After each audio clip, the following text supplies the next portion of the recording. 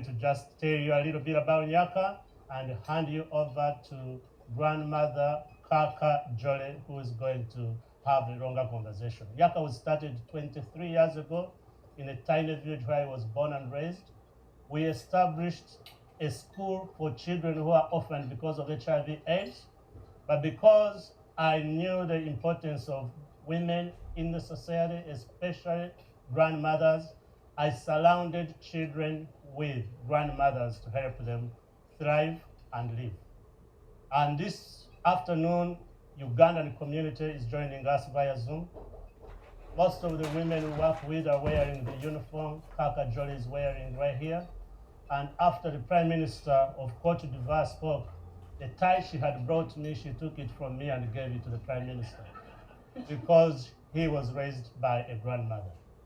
23 years later, ladies and gentlemen, we run schools, we run a gender-based violence program, we have a grandmother's program that is robust. I think it is #1 in the world. As we speak today at Harvard University, we are serving 23,037 grandmothers. You can clap, that's big. But after that clap, I will tell you that is out of 23 million women we could be serving. These trailblazers, heroes, are raising 92,000 children. That is more than the population of Harvard combined faculty and students. So the woman who's going to speak to you today, ladies and gentlemen, has had a hand in training, in working with women who have lost their own children, and now they are raising the next generation. Thank you, Asim. Thank you, Fatima. Thank you all for coming. Ladies and gentlemen, Kaaka Jolly is a widow. She was joking with me the other day that maybe she'll find a man at Harvard before she... A mother, a grandmother, an auntie, a woman who has done it all and has touched so many lives. One of the 23,037 women amongst you. Welcome, Kaaka. Thank you for joining us.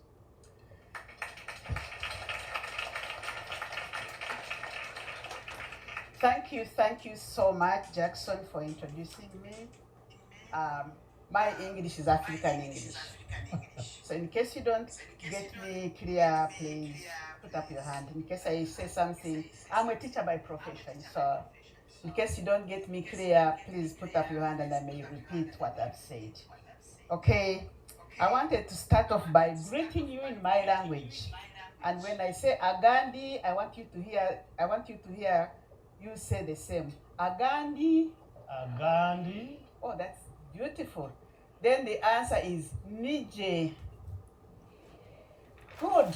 Agandi means how are you? Nije said I'm fine. So at least you have learned 2 words. How are you and fine. Agandi, Nije. Agandi. And now when I say Agandi, what do you answer? Say Nije. Good. Sorry, I'm taking you back into a class. That's good. I'm a teacher by profession. I am a mother and a grandmother. And as Jackson said, he was joking that I'm single and searching. No, now the African culture, at this age, you never think of remarrying. But if I was here, maybe I would find one. I'm a mother. God blessed me with 5 biological children. But during those days, difficult days of HIV/AIDS, many children lost their parents. And they both the mother and the father. So I raised 10 more children in my house. So at one time, I had 15 children in my house. 15.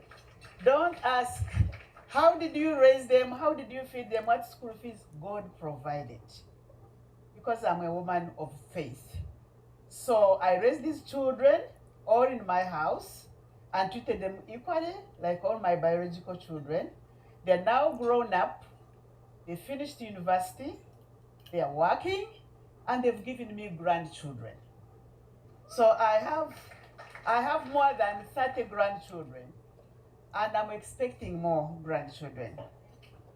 And as I came here, I was ready to adopt more grandchildren. So whoever comes to me, you're welcome to be a grandchild.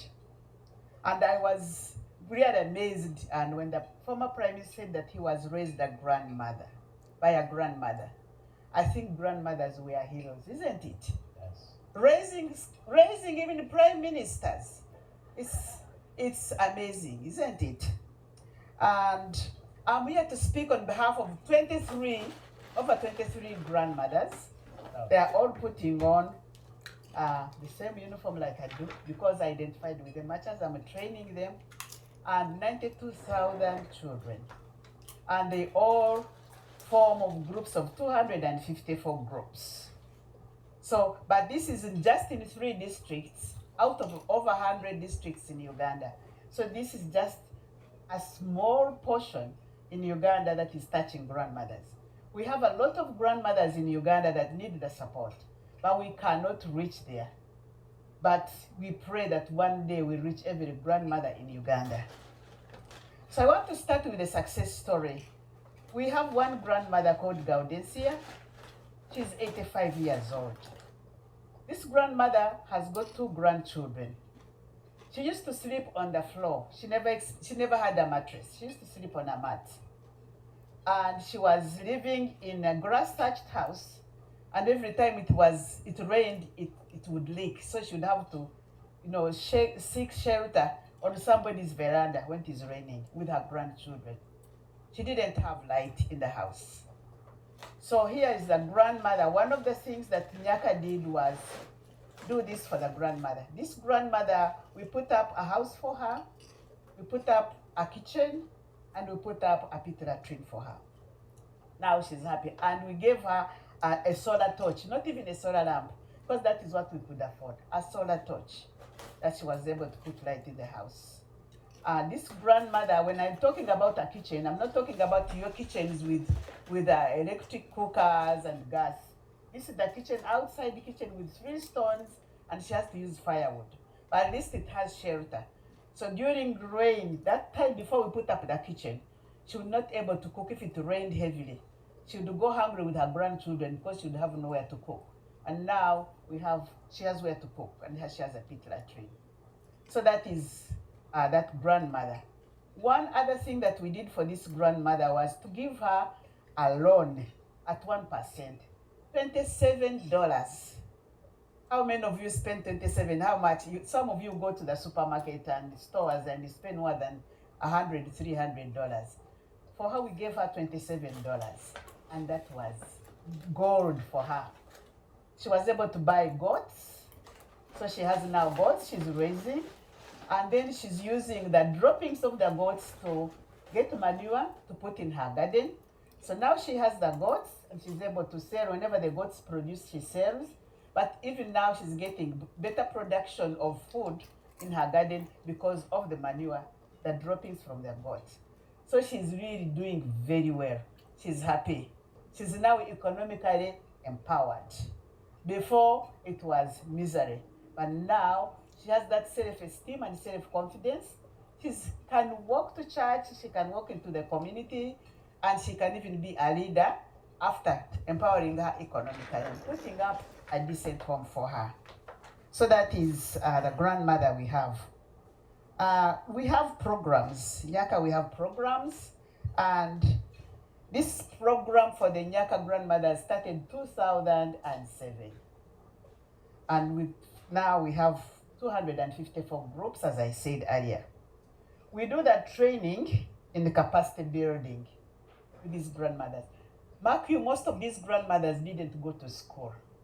So we pick a few that can be able to read and write, train them as trainers to go and train the grandmothers back in the communities.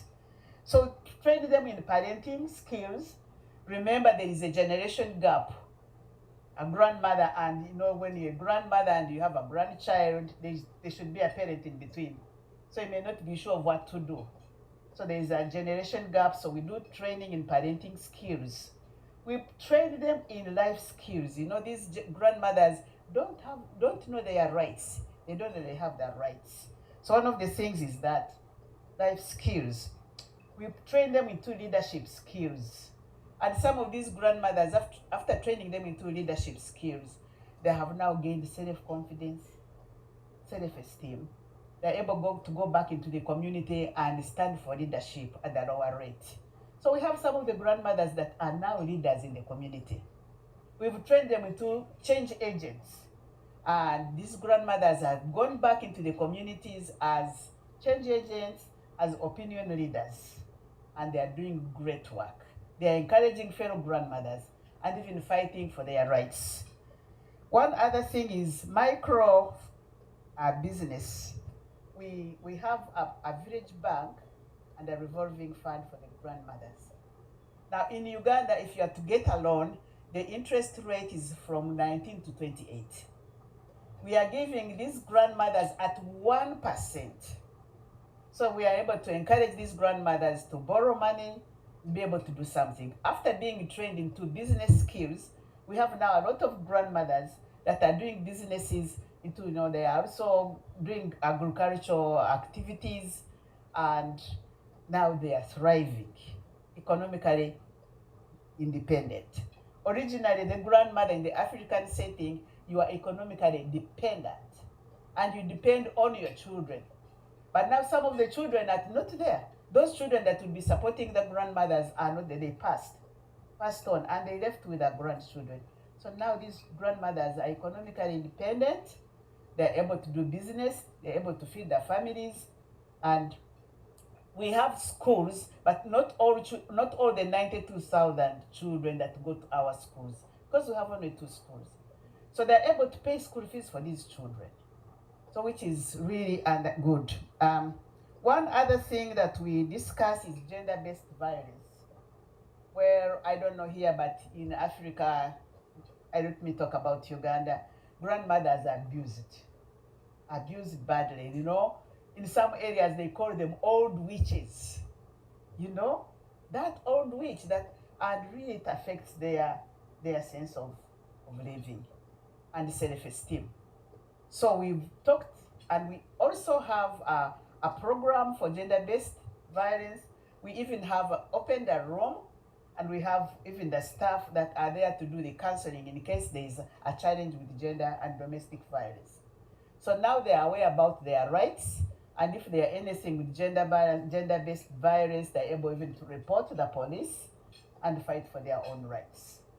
And one other thing was, of course, grabbing the property. When the grandmother gets old, they think she's no longer useful, so they won't take away the land, they won't take away anything that she has.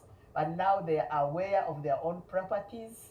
We've even trained them to write wills, so that even when she passes on, her property knows people know where her property goes. We have discussed health issues with the grandmothers. As I told you earlier on, most of the grandmothers lost their children through HIV/AIDS. And unfortunately, a few of the grandchildren were also HIV positive. So the grandmothers didn't know that there was HIV. So we had to create, awareness about HIV/AIDS to them. Because some of them thought that these children were bewitched. They couldn't believe that they died of HIV/AIDS. So now we've trained the grandmothers home-based care for these children. We've trained them how to access ARVs. Now we trained them, and we have advocated at the health centers to give grandmothers priority whenever they go there, so that they are given a line and they're able to be given medicine and whatever is required. So we've talked about health issues, not only about HIV/AIDS, but even uncommunicable diseases that affect grandmothers. And as I said, we talked about one of the other programs was, of course, the village bank and the revolving fund that has really made life easier for them. Then one other thing is we have schools, 2 schools that is providing education for the children, not all the children, but a few children. And the best thing is these children, once they go into these schools, they have an opportunity to finish university at free education. So that has helped. And in that process, we have had more girls in the schools, and we have taken care of them up to university level. We have even one who is a lawyer and now is really advocating for the rights of the orphan children and grandmothers. We're happy about it. One other program that we have is houses. We put up homes for the grandmothers. I want you people, you are very lucky here. You know, you have homes, and even when you can't afford your own, you can still go into a certain home where you pay, but it's a comfortable place. Now, most of our grandmothers, when the children died, were left with nothing.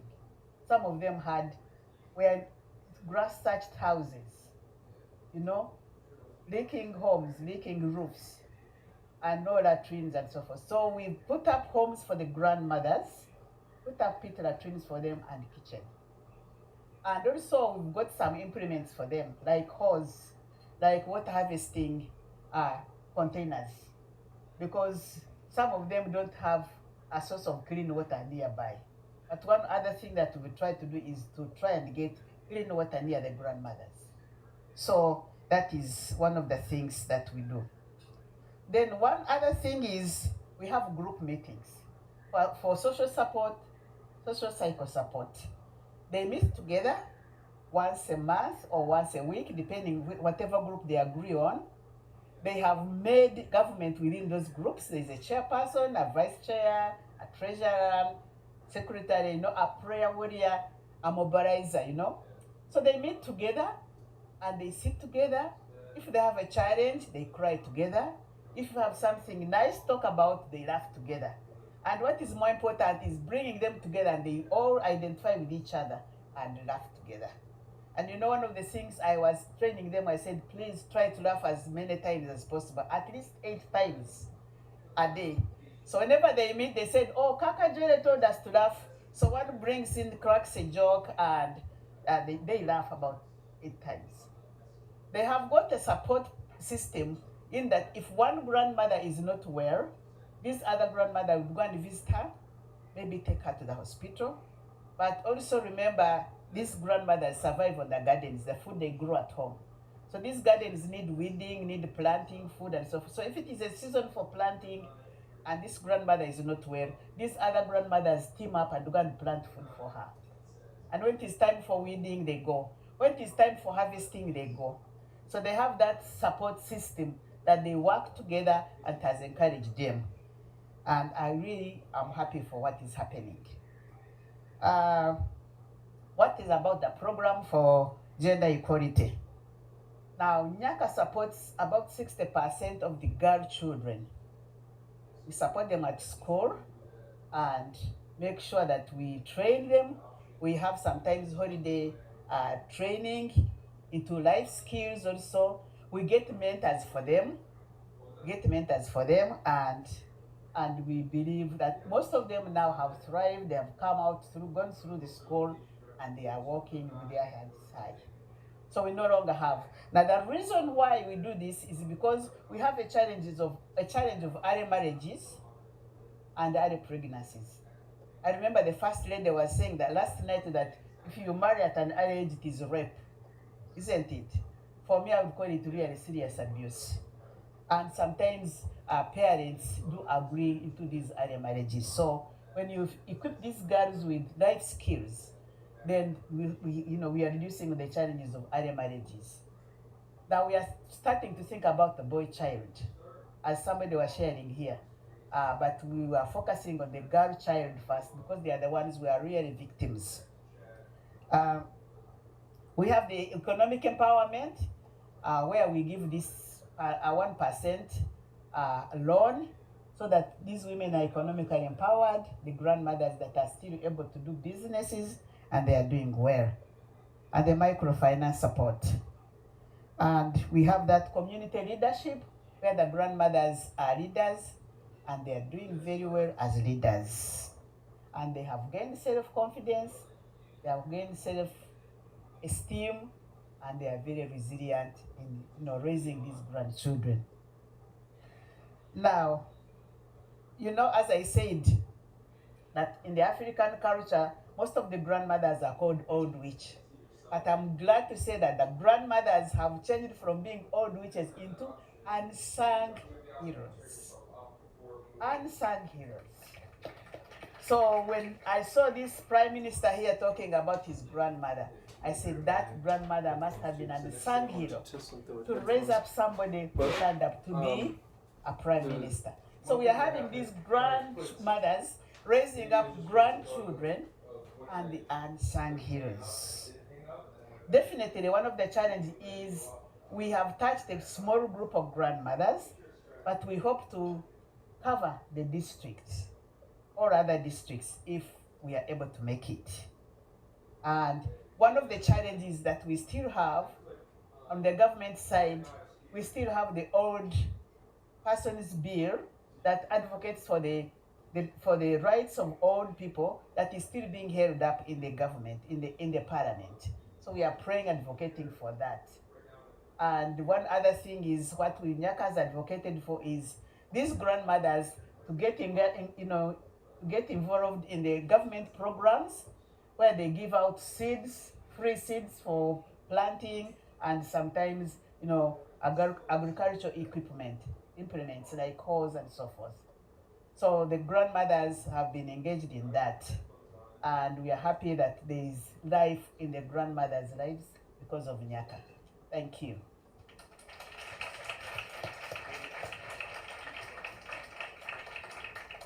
In our local language, since you are learning languages, webale.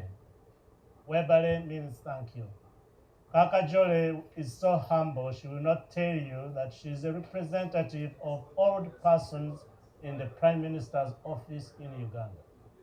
So she is influencing policy and making sure that every grandmother's voice is heard. I also want to emphasize, when we say grandmother, don't think of American grandmother. Some of these women are 35 years old, but the honor of being called a grandmother in our culture is so, people break the 10th commandment, do not envy wanting to be a grandmother. Because when a grandmother enters a house, young people will stand up so she can sit down. So when we say grandmother, don't think of people who can't work. Those are 23,000 business women. Right now, about 20,000 of them have phones. Next thing for us is Finitech, for the grandmothers. This summer we are making 3 documentaries of these grandmothers so we can send it around the world. Fatima told me we are stopping at 1. So we are going to stop our conversation right here. We have 5 minutes of questions. If you have questions for Kaaka Joy, please ask her as many as you want. Then they have set up a room for Kaaka Joy to sit down, and you can find her and ask her more questions. She's here the whole day, and tomorrow she's getting on a plane and go to do more work in California. Thank you for giving us this opportunity.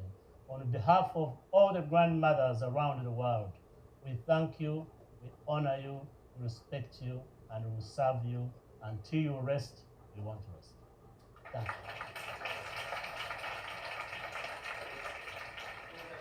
Jackson.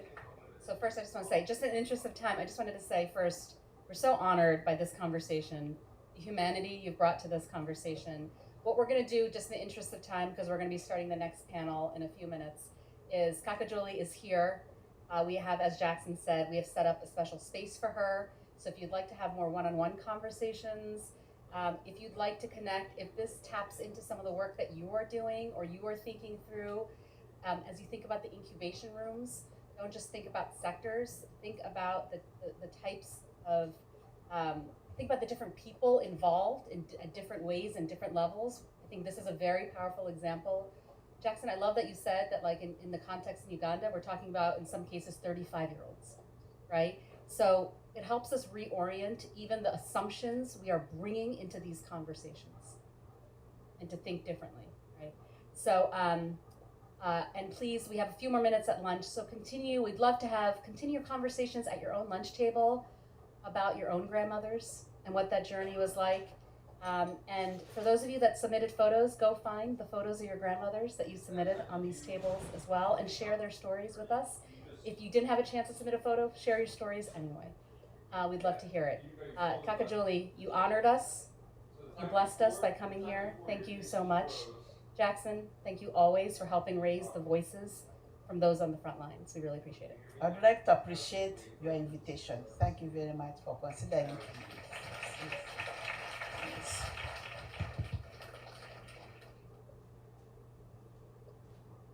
Panel will start at 1:15.